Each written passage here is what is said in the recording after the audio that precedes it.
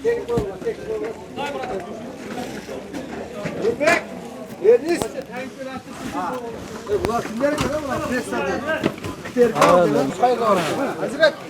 ошо Токтогул районунун Төркент айылдык кеңешинин депутатымын. Ошо ар кайсы көчөмө-көчө элдер акчалай, продуктузун бир пачка чай болсо дагы, бир литр май болсо дагы, ар бири колунан келген жардамын жөн карап туруп алышкан жок. Унун берди, төшөгүн, кийимин, даже памперсине чейин, вареньесине чейин салып беришти. Элден айланса болот. Могунда кыйынчылык болуп атканда Орозодун күнүндө кырсык болуп кетти. Şu elge amanatını жеткирдик, тынччылык болсун баардык кыргыз элинде. Эч бир карап тура албайбыз. Кыргыздар үчүн жаныбызды да беребиз.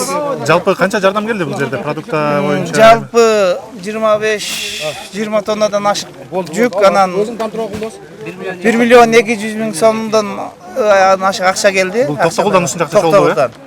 И дагы КАМАЗдар толтурулуп келатат, демек чогулуп атат. Мына мындан кийин акчалай жардам кылгыла деп суранышат көп. Элдер да курга койбой баардык жерден келип атышыптыр. Эмне айтып койсоңуз, азыр 1 миллион 200 максат айылына ар бирине 12 миңден 10 миңден акча берет. Акчалай таркатабыз, жанагы үй күйгөндөргө. Алда 94 үй күйүп кетти.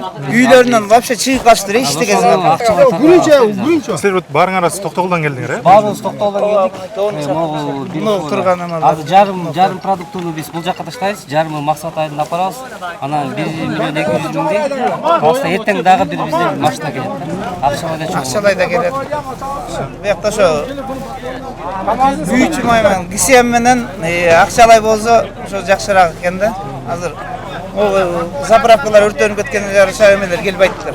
Демек азырча продукты, төшөктөр жетиштүү, азыр акча үйлөрдү кайра салат. Үйлөрдү кайра тургузуп бериш.